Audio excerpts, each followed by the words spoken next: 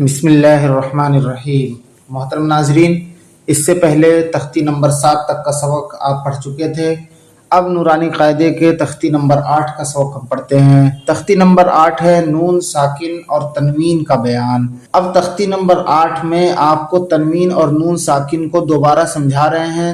جیسے آپ نے تنوین کی آواز نکالی ویسے ہی نون ساکن کی بھی آواز ہوتی ہے۔ جس نون کے اوپر جزم ہو، یعنی چھوٹا سا دال کی طرح جو بنا ہوتا ہے، اس کو جزم اور ساکن کہتے ہیں۔ تو جس نون کے اوپر ایسا جزم بنا ہو اس کو نون ساکن کہتے ہیں۔ تو تنوین اور نون ساکن کی جو آواز ہوتی ہے وہ بالکل سیم ہوتی ہے، ایک طرح ہوتی ہے، اس میں کوئی ڈیفرنس نہیں ہوتا ہے۔ جیسے تا دو زبر تن، تا نون زبر تن، تو کوئی فرق نہیں ہے، دونوں کی آواز سیم نکل رہی ہے۔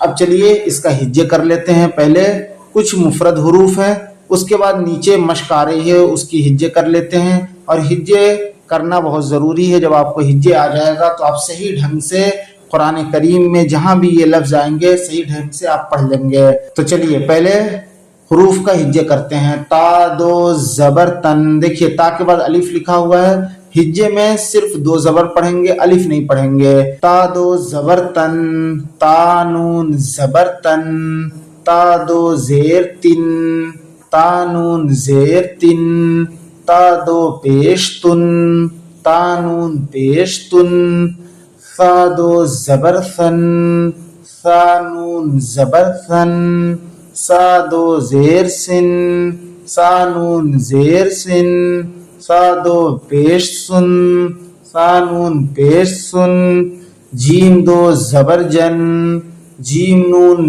زبر جن، جیم دو زیر جن، جیم نون زیر جن۔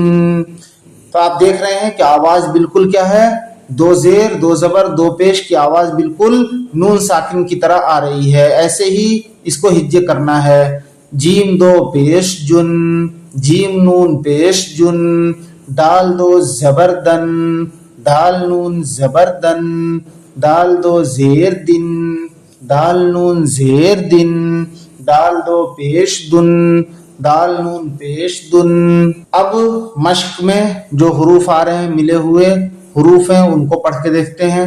عین الف زبر آ، ڈال دو زبر دن، عادن، سین واو زبر سو، حمزہ دو زیر ان، سو ان، قاف زبر قا، را یا زیر ری، قری، با دو پیش بن، قریبن، فا زبر فا، میم نون زبر من، فمن، عین زبر آ، زا یا زیر زی، عزی، میم دو پیش من، عظیمن، کاف نون پیش کن، میم زبر ما، را زبر را، مرا، ضاد دو پیش زن، مراضن، را زبر را، سین واو پیش سو، رسو، لام دو پیش لن،